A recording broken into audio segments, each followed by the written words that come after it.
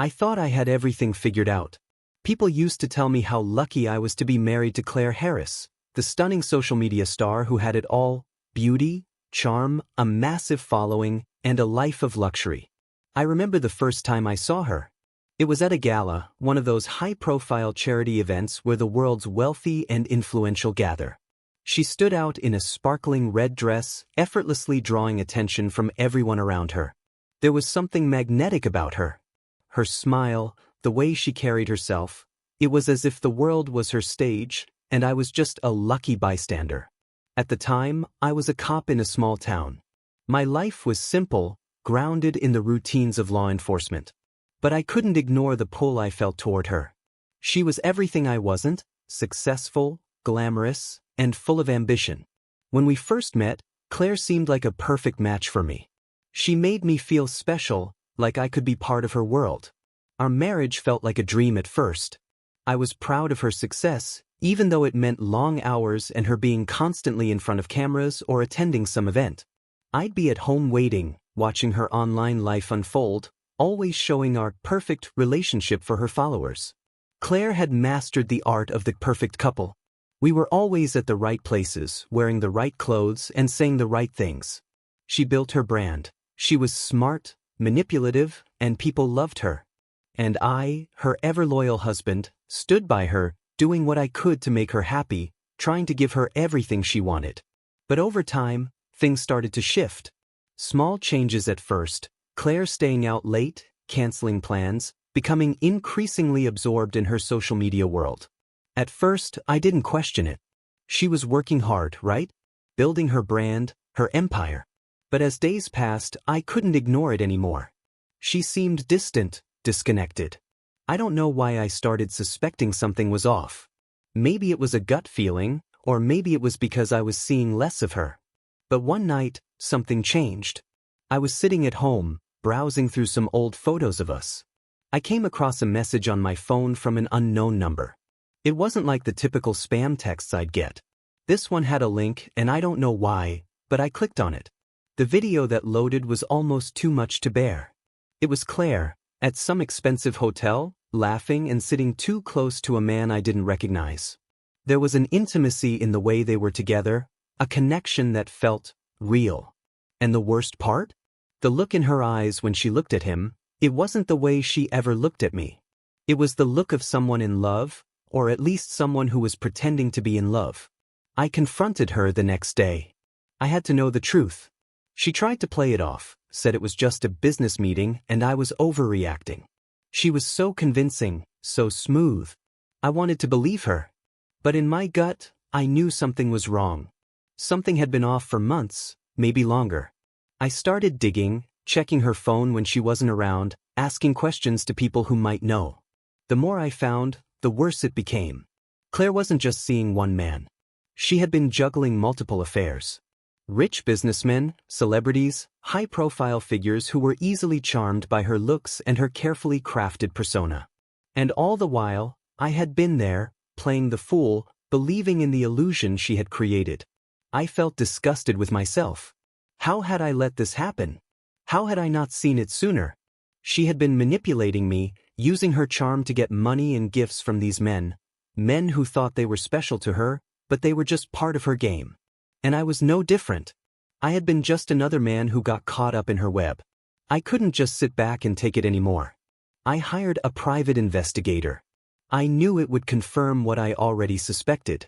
Claire wasn't just emotionally unfaithful. She had been living a double life, using me as her cover. I wasn't a partner in her life. I was an accessory to her success, a pawn she used to maintain the perfect image.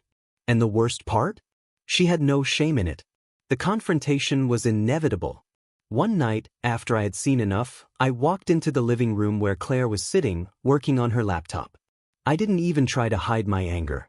I threw everything I had uncovered in her face. The texts, the videos, the evidence. She didn't deny it. In fact, she almost seemed prepared for it. She tried to twist it, make me feel like I was the one in the wrong, the one who didn't understand her. She said I had never supported her dreams, that I was holding her back. It was sickening to hear. Claire was the master of manipulation, and now I was seeing it for what it really was. She tried to cry, tried to play the victim, but I wasn't fooled anymore. The woman I had trusted, the woman I had given everything to, had been using me for years. After that, everything fell apart. I couldn't stay in that house. It felt like a prison, a reminder of everything I had been blind to. I moved out, rented a small place, and started trying to put the pieces of my life back together. Claire's social media empire continued to grow. She posted pictures of herself at fancy dinners, at exclusive events, with her latest sponsor or business partner. There was no mention of our marriage, no mention of what had happened. It was as if I had never existed. Meanwhile, Claire moved on quickly. She married another rich man not long after our divorce. I wasn't surprised. She couldn't stand being without a source of wealth or attention for too long. But even though I wasn't surprised, it still hurt. Watching her flaunt her new life, her new man, like everything was perfect, it was like a slap in the face. For a while, I couldn't make sense of what had happened. How had I missed all the signs? How had I let her control me for so long? But I started going to therapy, started rebuilding myself. I realized how much I had lost myself in her, how I had been so focused on making her happy that I had forgotten who I was. Claire, on the other hand, never looked back. She continued to use men, to manipulate them, to get what she wanted. And every time I saw her post a picture, a story, a new adventure, it reminded me of everything I had lost. But it also reminded me of what I had gained. I was free. I was no longer living in the shadow of her lies. In the end, Claire Harris didn't just break my heart, she destroyed everything I thought I knew about love, about trust, and about myself. But in the process, I learned something important. I learned that I could live without her, that I didn't need her to define who I was. And that, in the end, was the most painful yet freeing lesson of all. When I found out about Claire's affairs, it felt like my entire world came crashing down. I had always trusted her. Maybe that was my first mistake, believing in the perfect image she had created. For years, I was convinced that I had married the woman of my dreams. But after everything unraveled, I saw her for who she truly was, someone who used me, manipulated me, and took advantage of my love. The first man I found out about was Brad Johnson. I didn't know him personally, but I had seen his name pop up a few times in Claire's messages. At first, I thought maybe it was just someone from her business world, a client or a photographer. Claire had a lot of connections, and I never questioned her friendships. I should have been suspicious when she started mentioning Brad more often, how he was just a friend, how he admired her work, and how they were collaborating on a project. But something felt off. There was a certain glint in her eye when she spoke about him. She would brush me off if I asked too many questions, telling me not to worry, that it was all professional. But I could feel the distance growing between us. I never thought much of it until one night, when I came home early from a late shift. Claire wasn't in bed, but I heard voices coming from the study. I walked down the hall, and there they were, Claire and Brad, sitting too close, whispering and laughing. There was something more than just a business conversation happening between them. The way they looked at each other, like they shared a secret, something intimate. I was stunned. I stood frozen at the doorway, and for a moment, I didn't know how to react. Claire saw me first. Her eyes widened, and she quickly pulled away from him, as if she was trying to hide something. I felt a rush of anger, hurt, confusion. "What's going on here?" I asked, my voice shaky but firm. Brad quickly stood up, his face reddening. Claire stood too, her smile tight, but she tried to act casual. "Matt, it's not what you think," Claire said, her voice sounding rehearsed. "Brad and I are just talking about a new campaign. It's all business." I could see right through her. I didn't buy the act anymore. But I wasn't sure what to say, so I kept quiet. Brad didn't stick around long. He muttered something about leaving, and Claire assured me everything was fine. But I knew. I knew that there was something between them. And I knew it wasn't just business. That night, I couldn't sleep. My mind was racing, and I kept going over everything. Her late nights, her cryptic messages, the way she always seemed distracted. The next day, I went through her phone while she was in the shower. I didn't want to do it, but I had to know. I found Brad's name in the messages again. They'd been sending each other more than just work-related texts. There were photos, flirty comments, even a few "I miss you" messages. I was disgusted. I confronted Claire, but as always, she denied everything, told me I was overreacting. But I couldn't ignore it anymore. Brad was just the first man. A few weeks later, I discovered another affair. This time, it was Jake Taylor.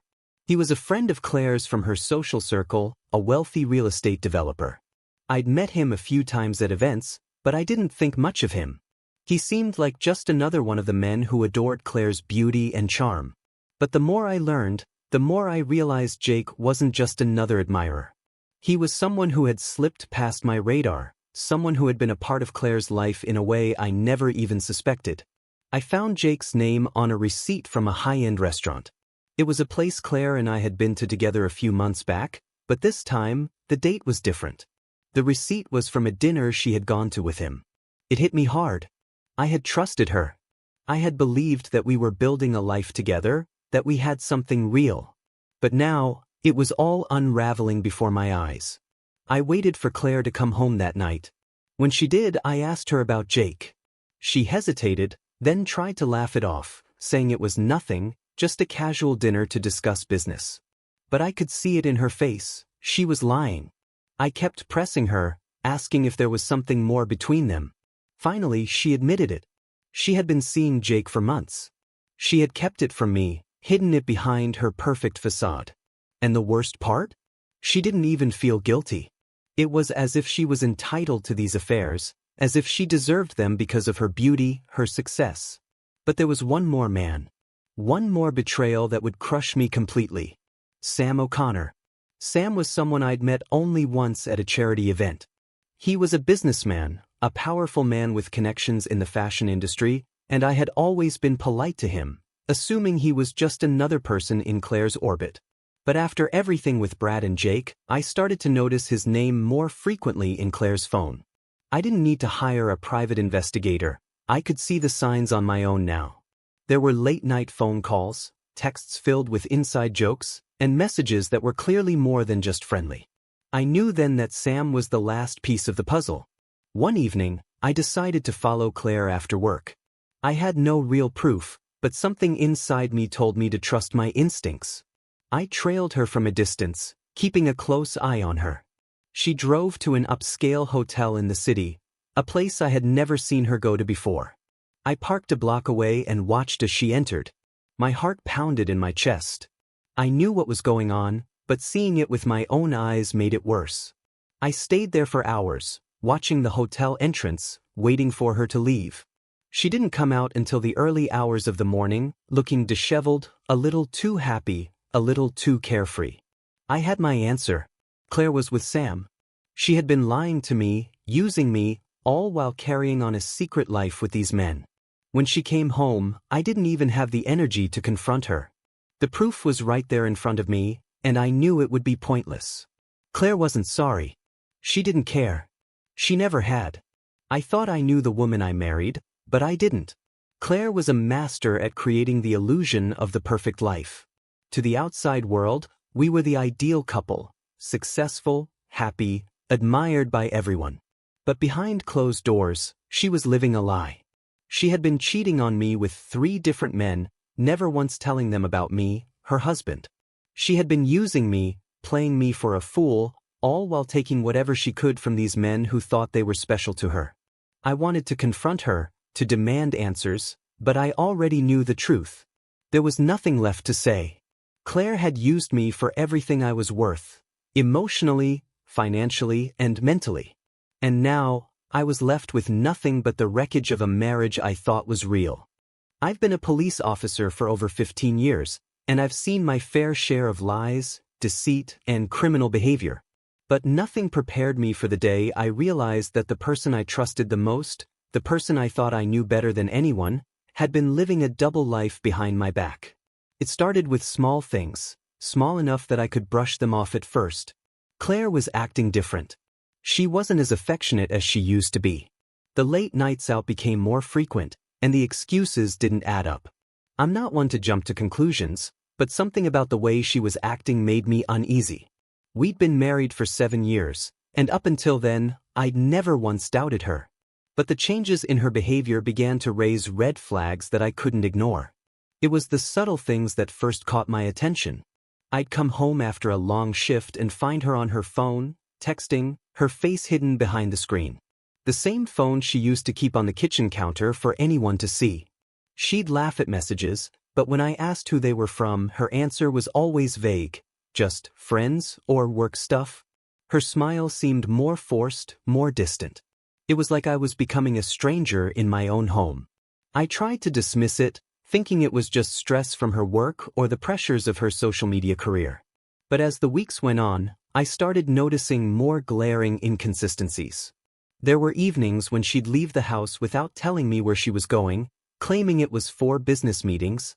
Sometimes she wouldn't return until late at night, and I'd barely get a word out of her before she'd head straight to bed, as if nothing had happened. I'd wake up in the morning to find she was already gone, and her phone would be charging on the kitchen counter, the messages still coming through. At first, I tried to be patient, to trust her. After all, Claire had always been good at putting on a smile, convincing me that everything was fine. But when you've been in law enforcement as long as I have, you learn to pick up on the signs. You learn to notice when someone's trying to cover their tracks. And that's when I decided to investigate. I didn't want to believe it at first, but my gut told me that something was wrong. I started paying closer attention to the little details. I'd find receipts for expensive dinners that Claire had gone to, dinners she had never mentioned to me. I saw credit card charges for luxury gifts, gifts she never gave to me. I started looking at her phone when she wasn't around, something I swore I'd never do. The messages were the first real clue. There was one from a man named Brad Johnson. I didn't know him personally, but I'd heard Claire talk about him before, saying he was just a business associate. But these texts weren't business-related. They were flirty, intimate even. And it was clear from the messages that they'd been seeing each other for a while. I tried to push the thoughts out of my head, but the more I found, the more I couldn't deny it. Claire was having an affair. It wasn't just one man, either. The more I dug, the more I discovered. There was Jake Taylor, another name I had heard in passing but didn't think much of. Jake was a real estate developer, a powerful man in Claire's social circle. But when I saw the private messages between them, it became clear he wasn't just a friend. They had been seeing each other behind my back, and worse, Claire had never once mentioned him to me in any meaningful way. I couldn't understand it. I had always done everything for Claire. I worked long hours, tried to provide a life that we could both be proud of. I had given her everything I had, all my trust, all my love. And this is what I got in return. A lie. Betrayal. But it didn't stop with Brad and Jake. There was a third man. His name was Sam O'Connor, a businessman Claire had met through a friend of hers. I'd met Sam once, at one of those charity galas Claire would attend. He was charming, well-spoken, the kind of guy who could easily sweep someone like Claire off their feet. I never thought much of him until I started finding his name in the same message threads, late-night texts, cryptic conversations, and plans to meet up. It was clear to me now. Claire had been leading a completely different life. While I was at work, she was out there, living in a world of luxury, charm, and deceit. She wasn't just cheating on me with one man. She was juggling three, all while maintaining the illusion of the perfect wife, the perfect marriage. I confronted her the next night. I couldn't wait any longer. She came home late, just like always, and I was waiting for her in the living room, the dim light casting shadows over her face. When she walked in, she didn't even flinch when she saw me sitting there. She was too used to covering up her lies. "Where have you been?" I asked, my voice calm but with an edge of anger I couldn't suppress. Claire looked at me for a moment, then gave a weak smile. "You know, just working. It's been a long day." I didn't believe her. I knew it wasn't just work anymore. "Claire, we need to talk," I said, the words coming out harsher than I intended. "I know about Brad, and Jake, and Sam." Her face fell, just for a second, but she quickly recovered, giving me a practiced smile. "Matt, you're overreacting. They're just friends. Business associates. Nothing more." "Don't lie to me," I shot back. "I've seen the texts. I know what's been going on." For the first time, Claire didn't have an excuse. She didn't try to explain herself, at least not convincingly. The silence between us was thick with tension, the weight of her betrayal hanging in the air. "I never wanted to hurt you," Claire finally said, her voice barely above a whisper. You never understood me. I needed more. I needed something more than what we had." I couldn't believe what I was hearing. All these years, I had trusted her, loved her, and she had been using me, using our marriage, as a cover for her affairs. It wasn't just the physical betrayal that hurt, it was the emotional one. I had been a fool, but more than that, I had been blind. Claire tried to defend herself, tried to say that she was sorry, that she still loved me in her own way. But it didn't matter anymore. The damage was done. The woman I had trusted had shattered everything we had built together, all for the sake of attention, luxury, and the validation of other men.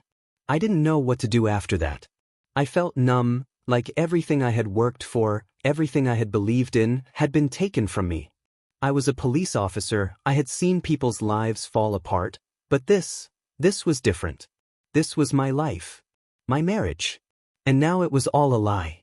I walked out that night, leaving Claire to sit there in silence. I knew I couldn't stay. I needed time to think, to figure out what I was going to do with the wreckage she had left behind. The man I thought I was, trusting, loyal, and grounded, felt like a stranger now. Everything had changed. And I had to come to terms with the fact that the woman I loved had never been who I thought she was. I never imagined it would come to this. I never thought I'd have to face the truth so directly, so brutally. But when I saw Claire again that day, sitting in a quiet corner of a high-end restaurant with Brad, one of her lovers, I knew it was time. Time to stop pretending, time to stop playing the fool. The illusion she had created, the life she had led me to believe was real, had to be shattered. I had suspected it for weeks, but seeing them together like that, so open and casual about it, broke something inside me. Claire was supposed to be my wife, the woman I had trusted, the woman I thought I knew. But here she was, sitting across from Brad, laughing, touching his hand in a way she hadn't touched mine in months. I stood at the entrance of the restaurant for a moment, frozen. My heart was pounding, and all I could hear was the sound of my breath. It took everything in me not to march right up to them. I took a deep breath, trying to calm myself. I wasn't going to lose control. I had to handle this differently. Slowly, I walked to the bar, ordered a drink, and kept my eyes on them. I didn't want to make a scene, but I couldn't just walk away. Not after everything she'd done. I watched them for a while, noticed the way Claire laughed at Brad's jokes, the way she leaned in close to him, as if they were in their own little world. There was no guilt, no shame in her eyes. She looked like she belonged there, like she had done this countless times before, like this was just another night out. When they got up to leave, Claire didn't see me at first. She was too focused on Brad. But as they walked past me, I stood up, blocking their path. Claire froze when she saw me. The look on her face was a mix of surprise and something else. Fear, maybe. "Matt," she said, her voice tight, her eyes flicking between me and Brad. "What are you doing here?" Brad looked confused, then his eyes narrowed, realizing who I was. "Who the hell are you?" he asked, his tone defensive. I didn't waste time. I wasn't going to give Claire any more chances to lie or manipulate the situation. "I'm her husband," I said, my voice steady, but with an edge. "And you're her lover?" The color drained from Claire's face. She opened her mouth, probably to offer some excuse, some lie, but I wasn't interested in hearing it anymore. I had seen enough, and I wasn't going to let her keep pretending. "You're both a joke," I said, looking from her to Brad. "Do you think I don't know?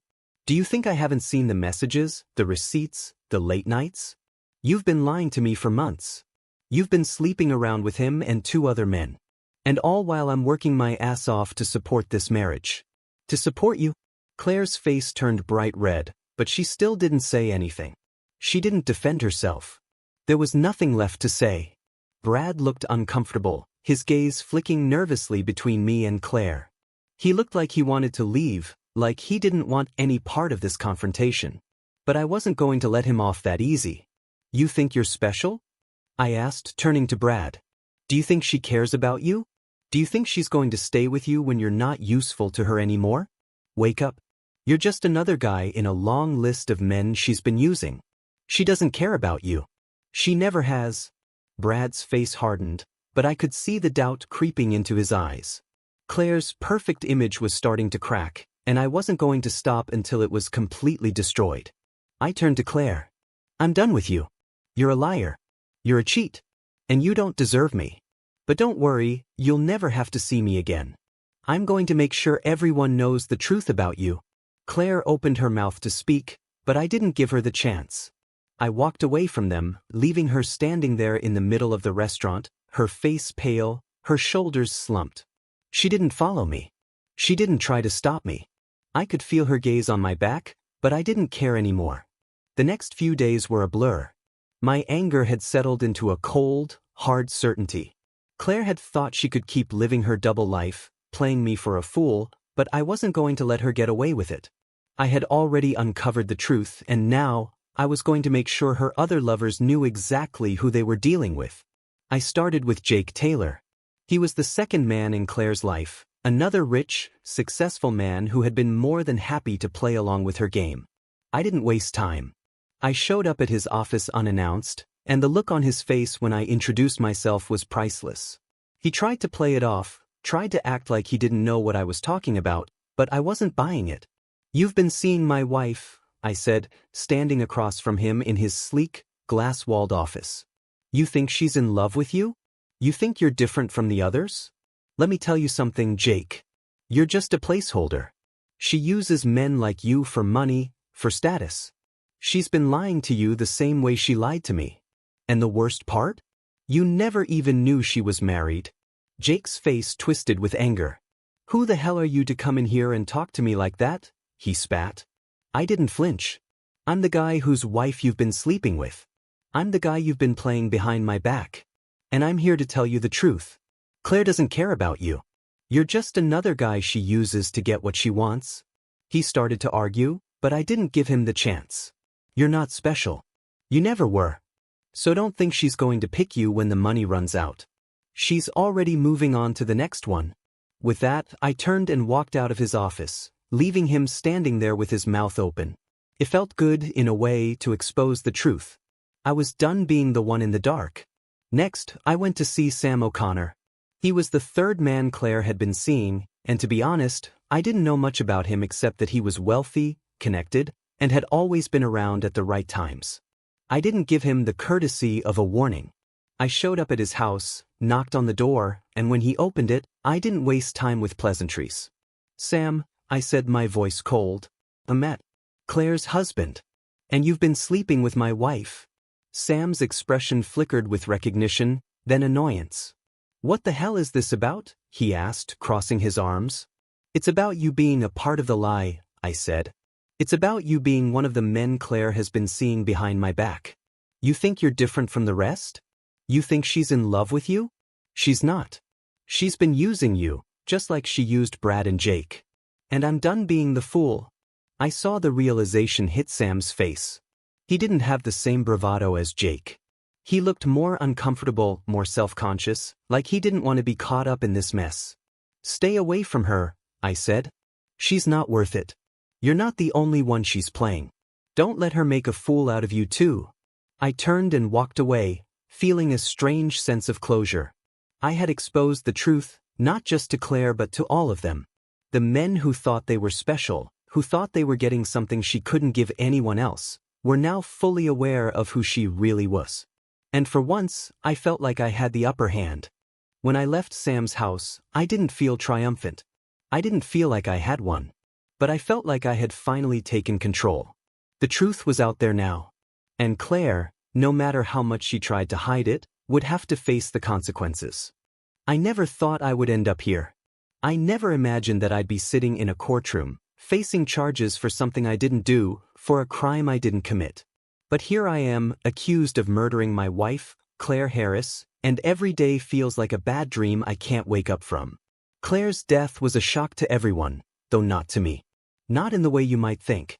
After everything she put me through, the lies, the affairs, the betrayal, it was hard to feel much when I heard she was dead. But that didn't mean I wanted her dead. It didn't mean I'd ever harm her. But the way she died, the way they found her body in her car, with those head injuries, it felt unreal.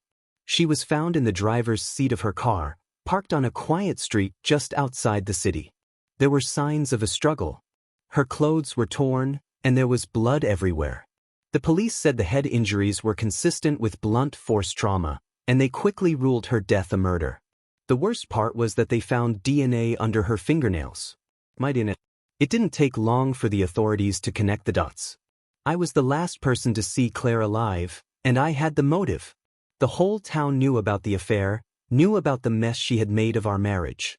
People had started to question me, to wonder how far I would go in my emotional pain. My past, my anger, my history as a police officer, it all became the evidence they needed. And with my DNA under her nails, it was like they had everything they needed to pin it on me. The arrest came quickly. I was shocked, yes, but also numb. I didn't fight when the police showed up at my door. I didn't say anything at first because I couldn't make sense of it. The accusations were so far-fetched that they seemed unreal. But the evidence was there. There were bruises on my knuckles, scratches on my hands, and Claire's DNA in my car. The worst part was that I couldn't explain it. The trial was a blur. I sat in that courtroom every day, listening to the prosecution tell their version of the story. They painted me as a man driven to madness by his wife's infidelity. They argued that I'd planned her death, that I had taken matters into my own hands after months of emotional turmoil, after learning of her betrayal with multiple men. They said I had waited for the right moment to confront her, and when I did, I had killed her in a fit of rage. The prosecution built their case on my anger. They used my past, the fact that I was a police officer who'd seen violence, who'd dealt with criminals in high-stress situations. They called me a ticking time bomb. They even said that my confrontation with Claire at the restaurant, exposing her to her lovers, had been the final straw, the breaking point that led to murder. It felt like they were trying to turn me into a monster, a man so consumed by grief and anger that he couldn't control himself anymore. I could see the disgust in the eyes of the jury, hear the whispers from the crowd. They wanted to believe it. They wanted to believe that I had snapped, that I was capable of something so horrible. The defense, on the other hand, tried to argue that I wasn't capable of premeditated murder. They painted me as a man who had been pushed to the edge by Claire's infidelity, but they said that the death was not planned. They claimed it was the result of an emotional breakdown, that I had acted in the heat of the moment, driven by a deep sense of betrayal. They tried to convince the jury that I had never intended to kill her, that her death was an accident, a tragedy that stemmed from the chaos I had been living in. I didn't know what to believe anymore. On one hand, the prosecution's case seemed solid. They had the DNA, the witnesses who said I was upset when I confronted Claire, and they had all the evidence of my emotional turmoil. But the defense's argument about my mental state made sense too. How could I have planned this? How could I have premeditated it, knowing what it would do to my life, knowing the consequences? I couldn't deny that I was angry. I couldn't deny the rage I felt every time I thought about what Claire had done to me. But to kill her? To actually take her life? I wasn't that person. I couldn't be. The thought of taking a life, of ending someone so violently, was something I couldn't even comprehend. But there was the evidence. And the prosecution was right about one thing. I had been hurt. Deeply hurt. And maybe that was my biggest mistake. Not taking better care of my emotions, not distancing myself from the chaos Claire had created in my life. Maybe I had been so lost in my own pain that I couldn't see the bigger picture. Maybe my breakdown led to something I never intended, something I couldn't control. The trial dragged on for weeks. Every day felt like a nightmare, and with each passing moment, I felt myself sinking deeper into the hole they were digging for me. The pressure from the media, the whispers behind my back, the faces of the people I had known for so long, they all seemed to turn against me. The jury deliberated for days. I had hoped, prayed even, that they would see me for what I was, a man in pain, a man who had been betrayed, not a murderer. But in the end it didn't matter. The evidence, my emotions, the history of our marriage, all of it became the narrative. And the verdict came down as a gut punch. Guilty. Second-degree murder. I was sentenced to life in prison, with the possibility of parole in 25 years. The words echoed in my head long after they were spoken. The life I had known, the life I had built, it was over. I was being sent away for something I couldn't fully understand. For something that had started as betrayal, as a wound that never healed, and had somehow spiraled into a tragedy. I had been a police officer, a man who had spent his career seeking justice. I had prided myself on doing what was right, on protecting the innocent.